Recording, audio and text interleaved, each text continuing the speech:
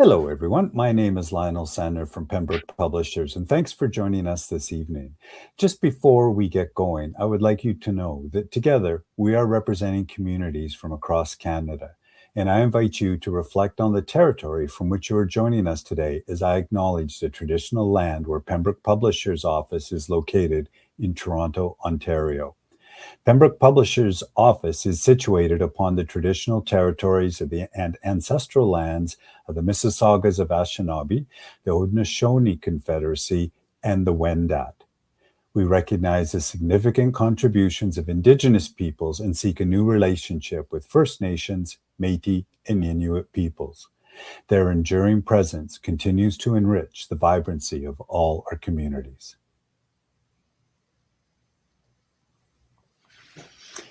And now it's my pleasure to welcome our two presenters for tonight's webinar. You'll see sort of, depending on how they're arranged on your screen, beside me or around me, Erin Quinn and Tara Vandertorn. They're both educators and administrators from Alberta, Canada, who collaborate to promote more student-centered, joyful learning with experience or expertise in creativity, collaboration, inclusion, and task design and assessment. If you've had a chance to see their book, and I know they'll talk about it, definitely joy is one of the themes that run through everything that they do. So I think over the next hour, that will definitely be one of the themes that we see. Erin and Tara work together to design learning experience for their students that lift students up and empower them. And also, it's also as Pembroke authors, it's also nice to recognize sort of other accomplishments. And Erin was a recent recipient of the Governor General's History Award for Excellence in Teaching. And we don't always, as colleagues in this profession, sort of acknowledge each other's successes. But Erin, on behalf of all of us at Pembroke, congratulations for receiving that award. It's always nice to be able to talk about good things that are going on in education, like our webinar tonight. So you can find Erin and Tara online at creativecollective.ca, and I know they have all their contact information at the end. So with that, I will pass it over to both of you. Welcome. It's great to have you here. Thank you so much. Thank you, Lionel. Welcome, everyone. We're very excited to be here and presenting this webinar called Students in the Driver's Seat, which is the name of our book. And the subtitle is Bringing Voice, Choice, and Joy to Learning in Your Classroom.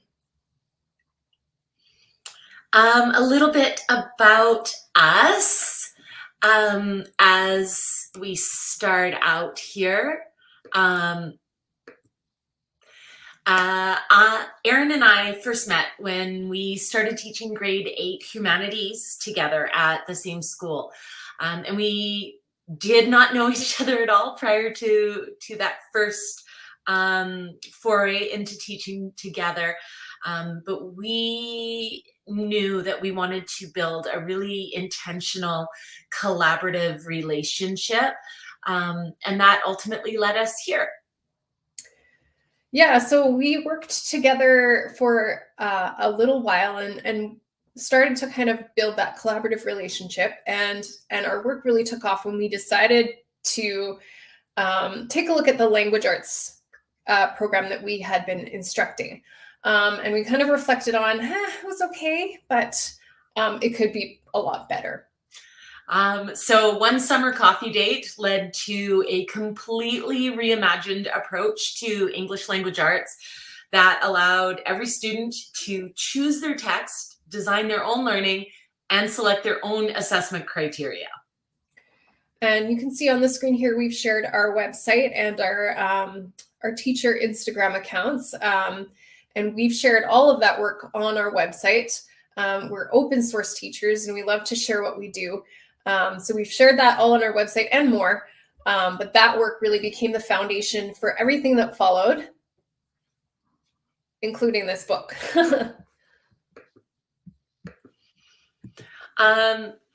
So we're hoping that we can start out by just getting to know a little bit more about who's here and what grades you teach. When Erin and I wrote this book together, we were both teaching grade 8. but we have experience from K to 12. And so we are happy to tailor our examples this evening a bit more to our audience as we're talking through the work. So we're wondering if we can find out a little bit more about where you are from. And there's a poll that you are going to see coming up in the chat. So we'll give you a couple minutes just to answer that poll. It'll take a few minutes for the results to come in as you're filling that out. We saw in the chat some of the places where you're from. So welcome everyone from Alberta and BC. And we see some familiar names in here and some new people too. So that's awesome to see some different people here ready to let us know. Okay, lots of people are putting other. That's okay. We've got lots of examples, so we're going to roll with that. As we are moving on, I think Lionel introduced it, and this is really where Erin and I wanted to start today, is with joy and why joy is so important. Yeah, when we started to first experiment with student choice, we'll be really honest, it was very messy. Our first project that we tried was kind of chaotic. There was like 30 different things happening in the classroom all at one time, and it was chaos. But it really was right from the beginning meaningful chaos. Our students were talking, they were arguing, they were laughing, and they were actually learning. And what we've realized is that it was so joyful. And in that moment, we kind of figured out that joy isn't actually the opposite of rigor. It's a condition for it. And I think that piece of rigor is really where we went in our journey with joy. When we met as team partners, we were teaching humanities, so that's language arts and social studies. And as Erin said, our first year together, we sort of muddled through language arts. And it was okay. You know, we were both experienced educators, and it was fine. But my cat Mortimer wants to make an appearance. Of course he does. Yeah. As is the usual. But Erin and I really knew that we could do better. And so when we got together during the summer, the idea that we landed on was that we could have our students design their own language arts projects using the strands of language arts: reading, listening, viewing, writing, speaking, representing. And we knew we sort of had something. And we just jumped right in to see what would happen. And as we muddled through that, we really put the trust into our students. We let them take the reins. We let them make the important decisions about how they would learn and how they would show what they learned. And partway through November, in a conference with a student, I remember the student saying, "Oh, you actually listened to me." And that really stopped me in my tracks. Yeah, because that's really what student voice is, right? It's not a strategy, it's a stance. So listening is really the most radical teaching move that we can make. And so today, what we're hoping is that we will share with you how to make this move, how to move students from passengers in the classroom to drivers in their own learning. So voice means that every student's experience, story, and idea has a place in the classroom. It's about participation over performance. And it starts with listening. It starts with paying attention to what your students talk about, what kinds of things they play, what fascinates them and intrigues them. That's the data that's important here. And choice gives your students autonomy. And sometimes it's as small as where they sit or how they share. And sometimes it's as big as what they learn or how they demonstrate it. But every choice that you give in the classroom builds agency. We will be honest, letting go of that control can be really, really hard. But ambiguity is where creativity lives. So when students co-design their learning, it's not really that chaos that we talked about before. It's trust in action. And this is also equity work.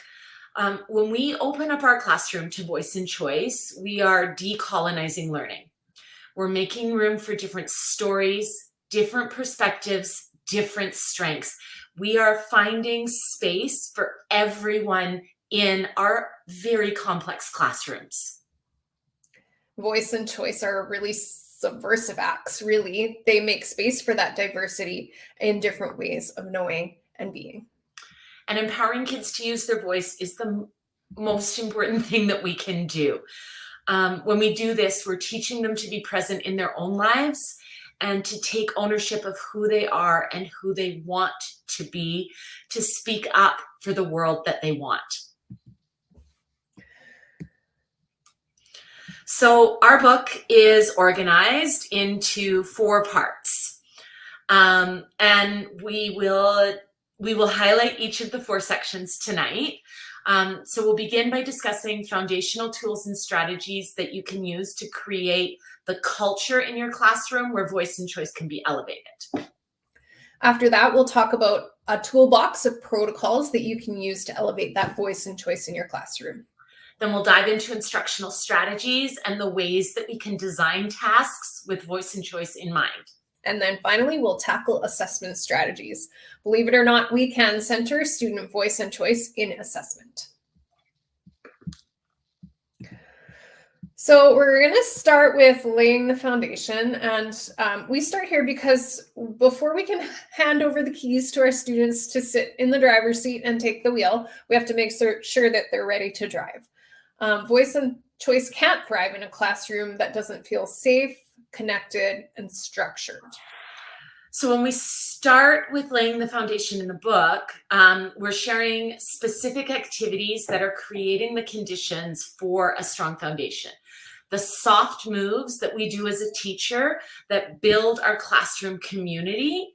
But what are the necessary conditions for that?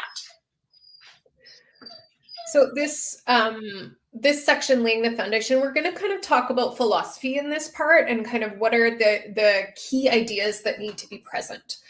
The first one that we wanted to talk about is trust. Students take risks when they feel seen. So we have to start with connection. This looks like learning names quickly, sharing our stories and who we are with our students, laughing together, playing games together, having fun together. That is the groundwork for a creative classroom. This is where you take your time. Be intentional. And then be more intentional. We spend basically the first month of school on this.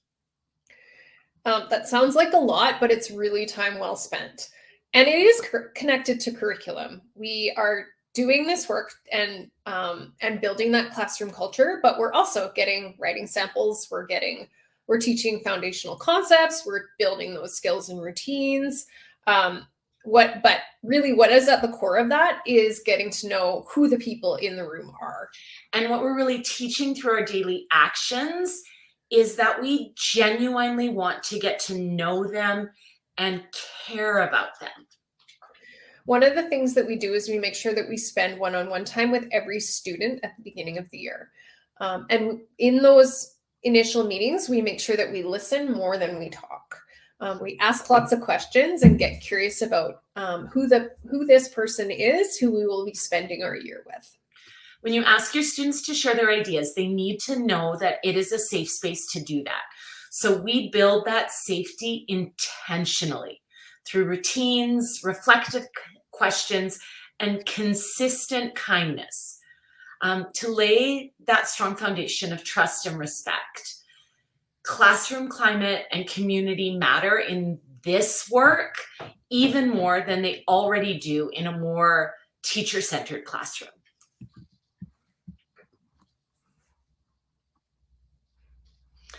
So the next condition is structure, which actually creates freedom.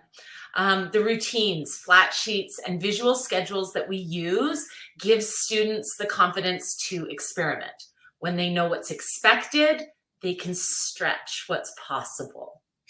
It's a really fine balance, finding that kind of sweet spot between predictability and autonomy. But that space in between those two things is where student voice can flourish without it feeling chaotic. You have to build routines. The only way you can have 30 different projects for 30 different kids is if you have routines. So a great example of a routine that we teach our kids is how to answer the phone. And this is something that I've done with students as young as grade 3. So we teach a script, we tape it up by the phone, and when the phone rings and we are teaching or working with a student, we have instructed the students in practice that the student closest to the phone answers. There's no like diving across the classroom to get to the phone. And they'll say, Mrs. V is teaching. Is this an emergency or can I take a message? Usually those phone calls are something like Megan's lunch is in the office. And a student can just as easily pass this message along. And this frees up the teacher to continue working with the students. We like this example because it's such a small routine, but it really teaches kids that their time with you is the priority. It allows them to see themselves as capable and that we trust them to be capable. And those clear and consistent processes that your students know by heart, when you teach them those, that frees up your space and your time and your effort for creativity and critical thinking. And you have to teach them, reinforce them, and reteach them. So this is also where you have to be kind. If it isn't working, you need to be curious and not judgmental. Assume that they don't know it and then change it or reteach it. When you come back from a break, reteach, reset your routines. You can't just one and done these kinds of routines.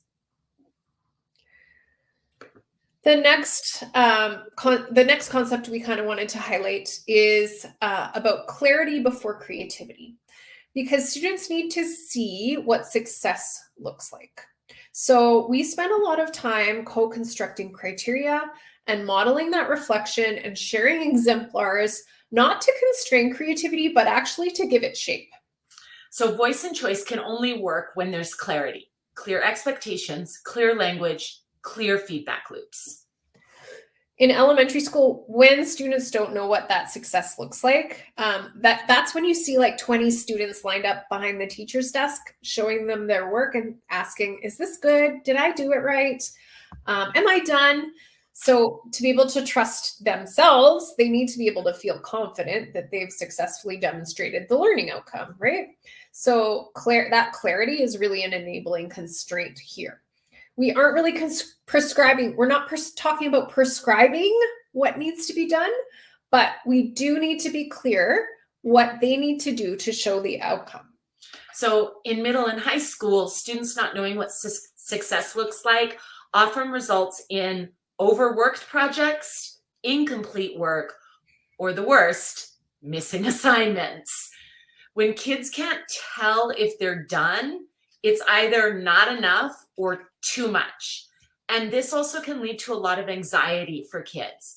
So that clarity is, like a lot of the things that we're talking about, more than just one thing. The next one we're going to talk about is about scaffolding autonomy. Laying the foundation really means recognizing that independence is a skill. This is the fourth condition that is needed for voice and choice to thrive. So we really scaffold that. We start with guided experiences, we move to collaboration, and eventually we get to autonomy. Kind of like that gradual release of control idea that I'm sure all of you are familiar with. So each scaffold, and examples would be a checklist, a mini lesson, a peer conference. They are all ways of saying to the kids, I believe you can do this on your own, and I'll help you get there. But that help is the key. We build students' capacity to be independent. We don't just expect it. If you're finding that your students are struggling when you give them voice and choice because everyone always needs my help, stop and recenter. What independent skills are they lacking? And teach those first. One example that we can give from our classrooms is students knowing where they can find the materials that they need. So we would have like a milk crate in our classroom with file folders, and all the materials that they might need for any project were in file folders clearly labeled. Or in an elementary school classroom, that might look like bins with clear pictures on the front. And I think the caveat on this is that a phrase that we use is never do for a child what they can do for themselves. So we want to give them the tools and the scaffolding so that they can do for themselves. If we are doing everything for them every step of the way, what we are essentially teaching them is that they aren't capable. So once this foundation is laid, you're ready to start building. When you have that trust, structure, and clarity, then we can start layering in the tools that make voice and choice possible. So that's where we're going to head next. We're going to look at what this looks like in practice. We've designed this book to be very practical. So we're going to share some of those practical tools that you could use tomorrow to start building that toolbox. No new curriculum, no budget needed. This is the part of the webinar which is going to be practical ideas you can use to elevate student voice and choice in your classroom. And we're going to share these ideas with you. We chose 3 to share with you today, and there's dozens more in our book. So we hope that you purchase it and take a look at the other tools in the book. And this is maybe a good place to remind you too, we'll put our details up again. As we said, we are open source teachers. So we really share everything really freely in our book, but also on our website. So the first one is boot camps, mini boot camps. And what they do is they teach the how before the what. So for example, a 30-minute Canva boot camp or a podcasting boot camp, that as we call them, gives the students the just-in-time skills so they can apply them in authentic projects. This replaces front loading with front empowering. Students can't choose something if they don't know how to do it.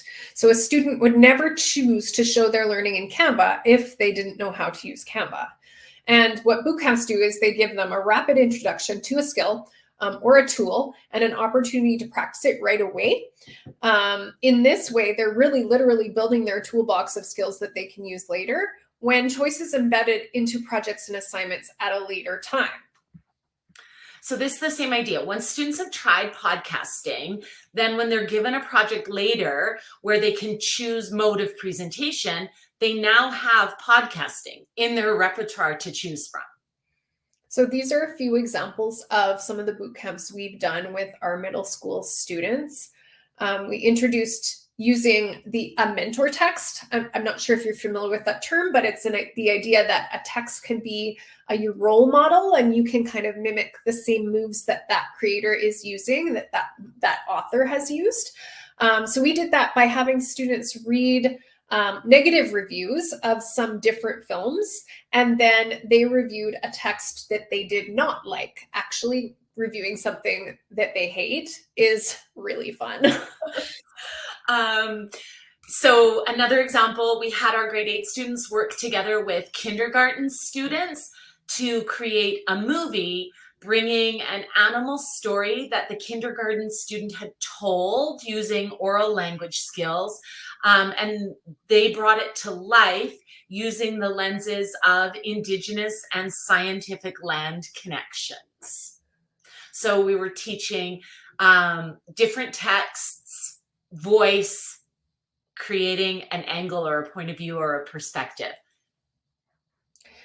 We did a Canva boot camp where our students designed a poster to teach about a literary device. So it was kind of 2 birds with 1 stone, kind of learn a literary device and use Canva to create a poster. We had our students do a cross-curricular quick podcast about a science question they wanted to answer. We especially love this example because it shows how you can use boot camps in thoughtfully interdisciplinary ways. So even though it was a humanities boot camp, it was also connected to their science learning. And shout out to our colleague Natasha, who is in this webinar, who collaborated with us on that one. The next one we wanted to share is something we call peer feedback frames, because we know that students crave feedback, but they do not like judgment. And teaching students these frames are a way that we can, we give them kind of sentence stems that they can use to turn feedback into a conversation. So these are statements like, I noticed, or have you considered? So we're going to share with you a video now, which is a couple of students in the wild, spontaneously using sentence frames that we had intentionally taught and practiced to give each other feedback. And in this example, the student on the right had previously completed a similar project, and the student on the left was unsure of her next steps, so she asked her peer for input. The language that the students use is repeatedly modeled in the classroom and explicitly taught so that they feel comfortable with it on their own. So I think Taylor Swift normalized it by saying Another Day Waking Up Alone. So you could talk about how the song's being normalized for being alone after a breakup. Okay.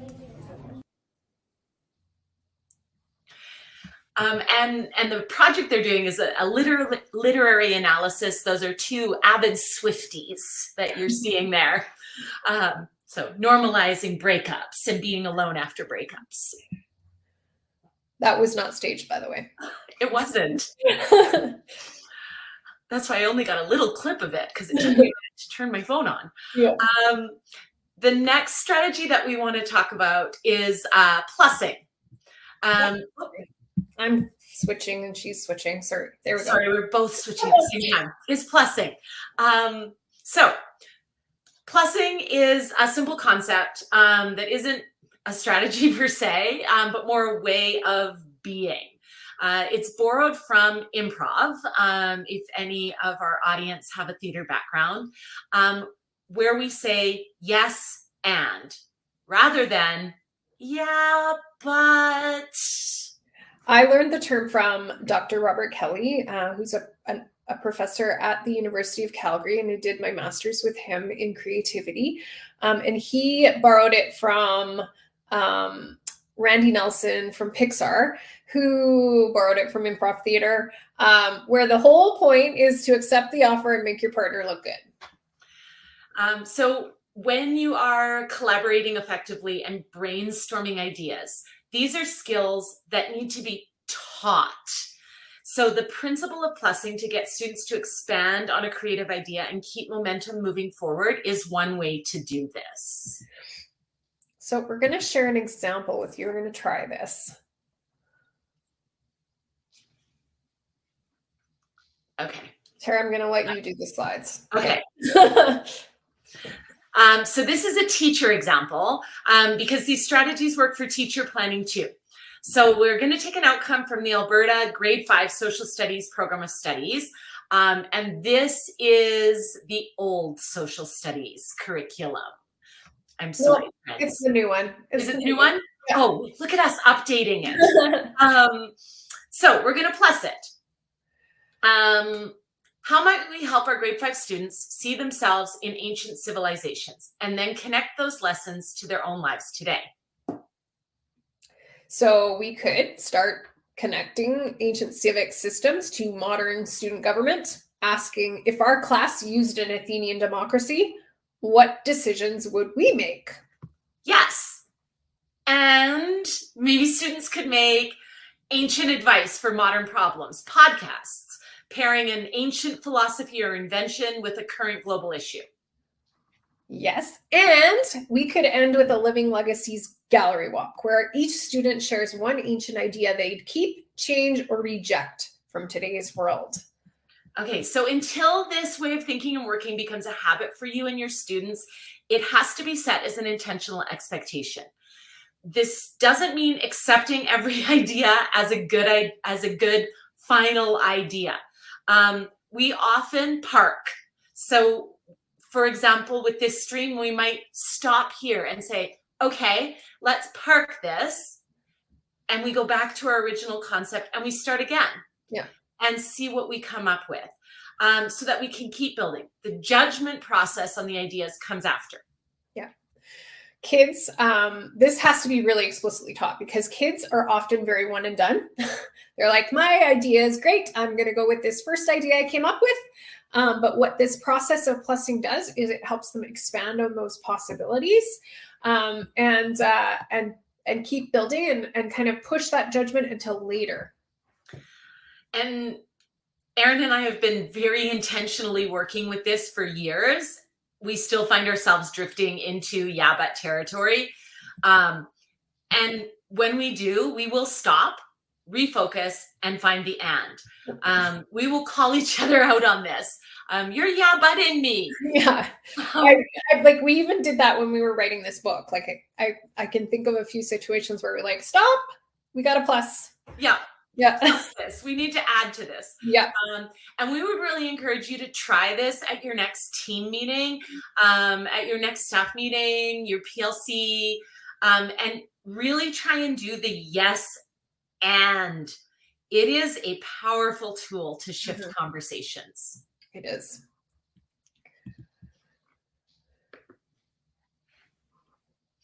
Okay, so after you've spent some time building your toolbox, and we have a ton more strategies in our book, it's time to dig into teaching. So task design is how we make learning irresistible. Yeah. Engagement isn't an accident. It has to be designed. So we're going to share with you some ways that we can design tasks with student engagement, voice, and choice in mind. This student design projects is kind of a take on what we described before with our language arts project we called Room to Breathe, where the students were designing their own projects. This is inquiry, but it's inquiry reimagined. In this, our students design their own projects that are tied to curricular outcomes. It's not a free-for-all. It's not do whatever you want. It's choose your how and choose your why. So we mentioned at the beginning that our work really took off when we set out to redesign our approach to teaching language arts, which we called Room to Breathe. And it really does remain our favorite example of student design projects. We gave our students a defined structure to design their projects within. So very structured form. The name for Room to Breathe comes from a quote from Pam Allen. And we actually got to meet her at an NCTE conference a few years ago. And her quote says, reading is like breathing in, writing is like breathing out. So how we structured the project is that our students came up with an inhale project, which are the strands of reading, speaking, and listening, so taking in a text. And then they would pair that with an exhale project, which involved the strands of writing, speaking, or representing, where they are creating texts to put out there in the world. So in our book, we talk about the different types of choice that we can give students. In Room to Breathe, they had ownership over every one of the types of choice. They chose the format. Would it be a script, essay, social media campaign, piece of art with accompanying artist statement? The topic. They could design the project around their passions, whether it was video games, anime, fashion design, Taylor Swift, the resources. So they could choose their own novels, poems, websites, books that they wanted to use, and the time and sequence. They allowing them to set reasonable deadlines in consultation with us and create a plan to tackle the work, chunking the project in a way that made sense to them. We're going to share with you an example, just a part of an example. It's a little too long to do the whole thing, but this is an example of an exhale that one of my students created. And she, in her inhale, had watched the movie Mean Girls, as you can see, and she also did some research into costume design. She then watched What the would movie happen Mean if Girls the mean and noticed the choices that the costume designers made in the film. And then in her exhale, she created a project where she analyzed those choices that the costume designer had made in the film, and then made her own suggestions for costume designs that she thought would be in character with the characters in the film. She came up with her own criteria for those designs that she made. And then she used an app to edit her video and record her own audio. So we're going to just listen to a little clip of this student, the video that this student created for her exhale. What would happen if the Mean Girls were at your school today? Mean Girls is probably the most iconic movie ever. Fashion was a huge part of the movie, so today we are going to restyle their iconic outfits. For this, the outfits must comply with the school dress code and the Mean Girls rule. Caddy heroine. Out of all Caddy's looks, her plastic one is definitely my favorite. I really like how it looks on her. One thing that I dislike might have to be the miniskirt. I'm not a fan of the plaid or the material. Despite this, I do enjoy the look of the outfit. If I were to restyle this for today, I would dress her in a light blue vest, a long sleeve crop top, bell-bottom jeans, and orange Arctic shoes. I decided to choose a vest instead of a sweater because vests seem to be very popular lately. Just by observing around school, vests seem to be worn a lot. I tried to keep the outfit very basic and like a regular school outfit worn by a popular girl. Overall, I tried to choose trendy pieces that I think will die out soon, like Caddy's time being a mean girl. It's not my fault you're like in love with me or something. What? Oh no, she did not. Karen is not seen much throughout the movie. I love this example. It's so good.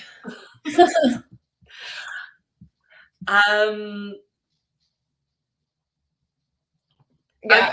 Well, I think what this illustrates is just that when students are given the ability to choose what they look at in their projects, like the topics and how to do it, like the app she used there, I think was CapCut, and she's fluent in that app. That's something she uses all the time in her spare time. So she was able to show something, I think, a lot stronger in that example than she could have if she had just written an essay. And that's something Erin and I really see when we started building Voice and Choice is that the projects that our kids were coming up with and creating on their own when they felt connected to the work were so much more interesting, so much more creative, so much more rigorous than work that we would have designed for them. Yeah, like that project has so many layers to it, and we never would have designed a project like that for our students. She did that herself. And I think you can just see the joy in the work, and that's when it gets really fun because students become really proud of their work as well. Yeah. Okay. Another example of a teaching protocol is choice boards. So we rethought choice boards through this lens. And when we did that, we stopped seeing them as busy work, which they sometimes can be in classrooms, and saw them now as pathways to agency. Each choice reveals what the students value. There's many different ways choice boards can be organized. The categories can reflect the outcomes or the objectives you need your students to demonstrate. For example, on the left is an example of a choice board as a mentor text. So students had choice of topic and form for a final project. And this choice board on the left, together with flat sheets and graphic organizers, allowed them to independently use mentor texts. This is a nice way to scaffold that choice a little bit and kind of marry the teacher with the student, because we chose these mentor texts that we put in this choice board. So we had some control over which ones we wanted them to access, but it was the student who was choosing which ones they were going to actually examine. And on the right is an example of how students can use a choice board to demonstrate understanding of a novel. Yeah, this one doesn't have it, but we love to include a design your own option in choice boards. Again, that gives students the freedom to come up with more innovative and engaging and complex tasks than we ever would have thought of. Another protocol is gamification or game-like learning. The learning is really important when introducing game-like learning into the classroom. Yeah, and when we do this, we always start there, but also remember that it's the game part that makes it fun.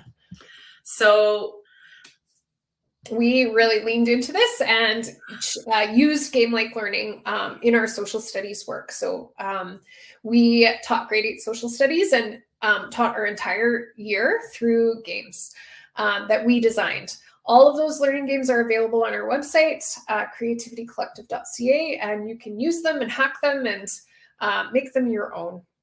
And we also recommend costumes whenever possible. Matching t-shirts. Yeah, we're both like assistant principals now, and I think we need to bring costumes back somehow. I'm gonna start wearing my rainbow cape, I think, just for no reason. Yeah. So the beginning and the end of any good task design is assessment. How do we know what our students know? Sometimes, let's be honest, assessment can be really demoralizing, right? It can bring kids down, but it does not have to be. And we actually believe it shouldn't be. So in this section, we're going to talk a little bit about our assessment processes that we've used and how assessment can actually be very empowering. And if you believe that assessment is teaching, like we do, then it cannot happen alone on your couch at 9 o'clock at night. It has to happen in the classroom with the students. Stop taking marking home. Tara calls that your bag of good intentions. Just put it in your bag. You have every intention of doing something with it. You take it home, little field trip, you bring it back to school the next day. What a nice little journey. We're going to start with one that we've kind of hinted at through this webinar, which is conferencing. And I'd say this is probably our favorite form of assessment and in the most powerfully empowering one. When our students co-assess their learning with us, they're internalizing excellence. So that before, when you had those kids lining up at your desk, did I do it right? It's not that anymore. They are the ones to ask, did I meet my goal? We always start this process by asking the students what they are proud of, and this centers them and their work. And this happens, like we did this as part of Room to Breathe, and this would happen in our classrooms while our students were working on their projects. Again, that's a protocol that you need to teach students, is to treat that conference time as sacred time that cannot be interrupted. And we would sit together with the student and look at their work. Then, once we've sort of talked about what they're proud of in relation to the criteria or the rubric. And we would invite the students to comment on this and ask them to assess their own work. So I would ask the students, now look at this rubric, look at this criteria. How did you do in relation to the criteria? 9 times out of 10, they're exactly spot on to what you think. And that 1 time out of 10, they're usually harsher on themselves than you would be.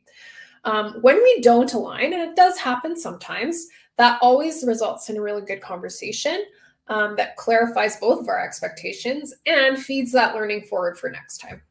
The focus in the conference is on next steps. So how many times have you spent half an hour writing comments on an essay for it to end up in the recycling bin on its way out the door? When we sit down in conference, we feed forward so that the comments are directly actionable in the student's next project. We know what they're going to be doing next, and we tailor our comments to, okay, so see what you did here. Now you're going to work on this in this project. Most importantly, these conversations strengthen our relationship with our students because we get to celebrate the amazing work that the students did together. Sticky note feedback is kind of a riff on this, actually. And it's a way that we can make, this is a formative assessment strategy. It's not a summative one. But like the previous one, it feeds forward. Sticky note feedback is a really simple, informal feedback method that makes the next steps tangible to the student. So this strategy empowers students because they have the choice to take the feedback and incorporate it or not. It empowers them in their next move and gives them a place to start. Mm-hmm. It also gives us a chance to see their work before it's finished. So that means I know what their final draft is going to look like before they hand it in. You know, you have those kids that look like they've been working forever on something, and then when it's time for them to hand it in, they have nothing. So this prevents that from happening. And it's also a really nice anti-plagiarism or anti-AI tool too, because you can see their work along the way.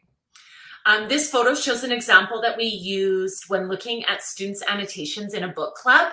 So after a brief conversation, we'll capture the feedback on the sticky note. 018 means October 18th, the date that we had that conversation. And we just stick it to the cover of the book. So their next set of annotations should address this next level.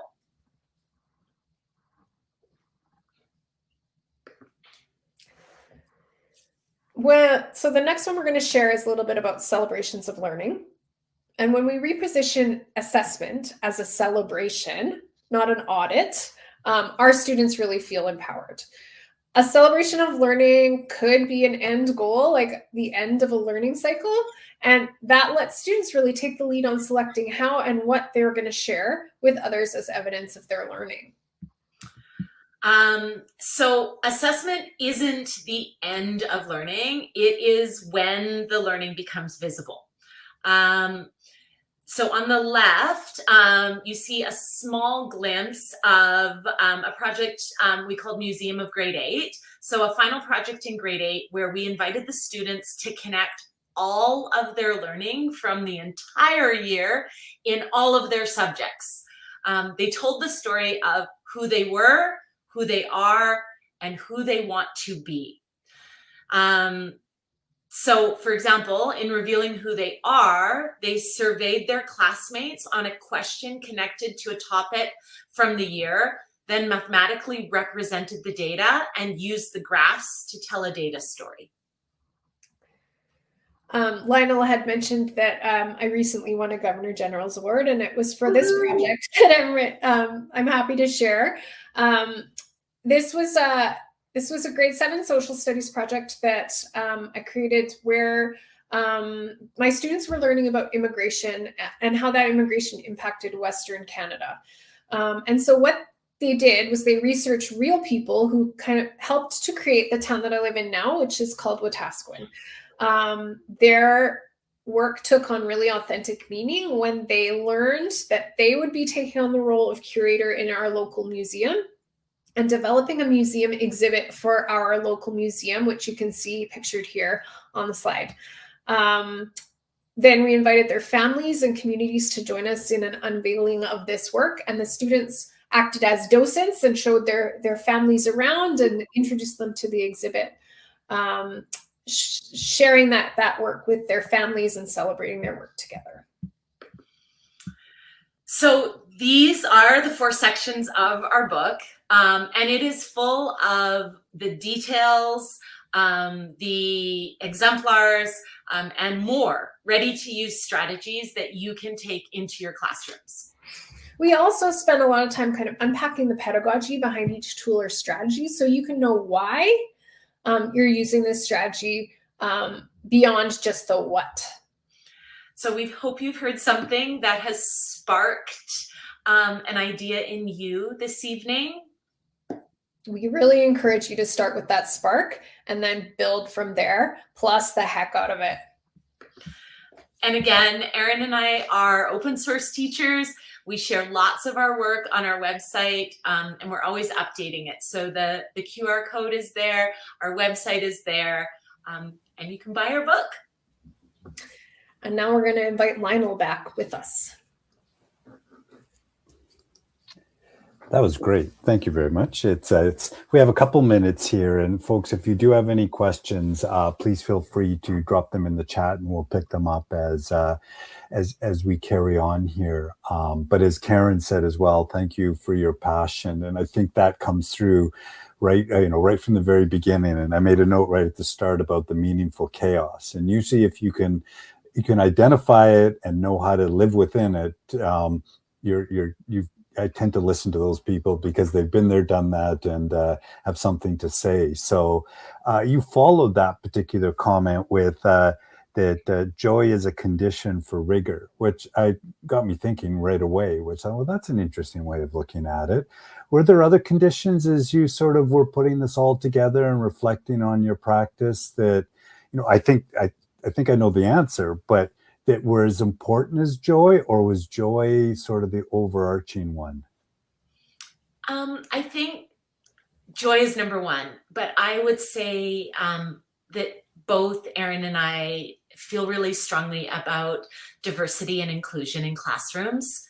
And so looking at how can we honor the diversity in the voices in our classroom and make sure that everyone in our classroom is included in a meaningful way.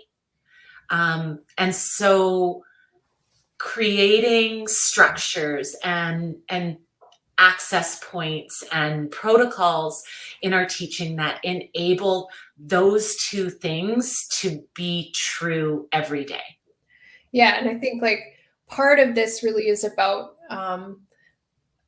sharing power, sharing that power with our students, right? In a more traditional classroom, the teacher has authority and the teacher has the power to make all the decisions. And in this, we're really honoring the ability of our students to make those choices with us. And I think that is very empowering to them. So beyond joy, it's empowerment, I think. Do you think though, it's as you were talking, and I tend to, when we're talking with authors, I always sort of ask the question, who is this book for, right? In terms of where in your career, is it older or is it newer? But, and I totally get what you're saying about the empowerment and including everyone, but you've done something in that foundation of being very intentional with words. And they both it just flows out of you. So it's okay, no, you live and breathe these words. Most people don't get, we do it and we kind of know what we're doing. And we say relationships are important, which of course they are, but you've taken it another step farther. What was it, both of you together finding it, hey, we're talking the same language, or is it something that you sort of built out over time to sort of, this is who we are and this is what our classrooms look like and this is our foundation? I think it's both, Lionel. Erin and I think we felt kindred souls in terms of our philosophy. But one of the things we always say when we're presenting live is, if you know Erin and I, we are very different people. And so for us to have that solid foundation in philosophy to education was really essential to building a collaborative relationship. Yeah. And we really did that work very intentionally. Yeah, collaboration is a lot of work, and it's work that you have to do in order for it to work. Yeah. Well, it shows, right, is all the way through in terms of the structure you have. I kept looking at the title of Students in the Driver's Seat. And again, that totally works, but it just seems like there's another title in there as well about, and this is first draft thinking, so don't quote me, about something about engaging teachers with a structure that allows them to take their strengths and kind of pull your ideas in there and take that into the classroom literally tomorrow if you wanted to. It's not a big stretch, but like I said, it's the words, it's where I'm just voice plus choice. It's okay. I know, I see what you're saying there. And it's joy, but it's I can make that work. Is that so? If I'm a new teacher, even an older teacher, or any grade for that matter, I think it works anywhere in there, doesn't it? I would absolutely agree. And I think that's something that, both Erin and I have seen as our practice has shifted. So where we started is not where we are working now. And I think where we really saw this work grow was when we shifted from our team being Erin and I to our team being a much larger team. We moved to a bigger school. Right. And so we had to take that work we had done in building that really intentional collaborative relationship and now translate it. That how do we grow this work? How do we share this work out? And then Erin and I went to different schools. And so then it became, okay, now how do we take this work and lead this work in the schools that we're at now, as Erin and I are both admins. You really have to leave your ego at the door. That's a phrase we use all the time. Ideas are not precious, and leave your ego at the door. So then and I know we're getting close to the end of our time here, and I've got a couple things to say to folks around the book and offers and things, but as you've moved into the admin side, how's that different then with, you started to sort of nibble at it right there, but I mean, it's a different role, different expectations on you, different, pulls within the school, let alone the board and the parents and everything else.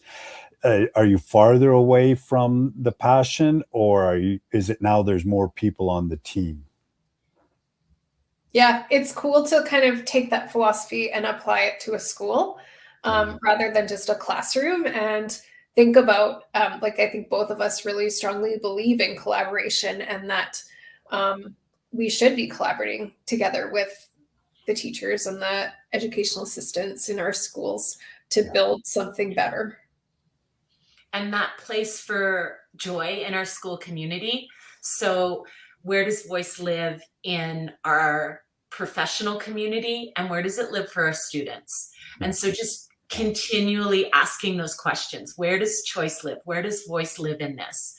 And with our teachers, right? Where does choice and voice live in this? I think another phrase that Erin and I use is, standards, not standardization. Totally. Yeah, totally agree with that. So good. Well, thank you very much. I'm going to just have a couple comments to the group, and then I'll leave the sort of the last word and goodbye to both of you to send us out with. But just before we get past that over to them for the final comments, just a reminder, folks, that within about 24 hours, you'll get an email with the link to this recording. Please feel free to share it with your colleagues as well, because here at Pembroke, we're also open source in our professional development, and we're happy to share it with anyone that would find value in this.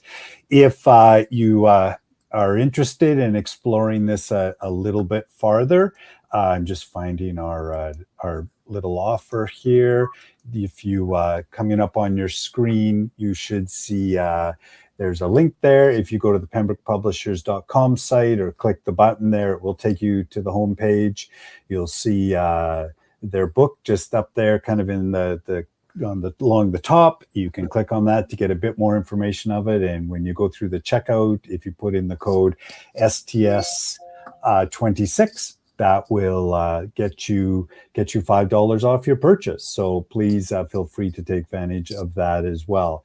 So Tara and Erin, on behalf of everyone here tonight, thank you so much. I really, really enjoyed our hour together, and it was a very worthwhile time. So I'll just pass it over to you to close us out for the evening.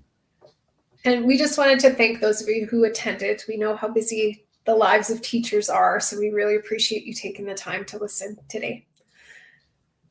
Thanks for joining us. Thanks, everyone. We'll see you next time. Have a good evening.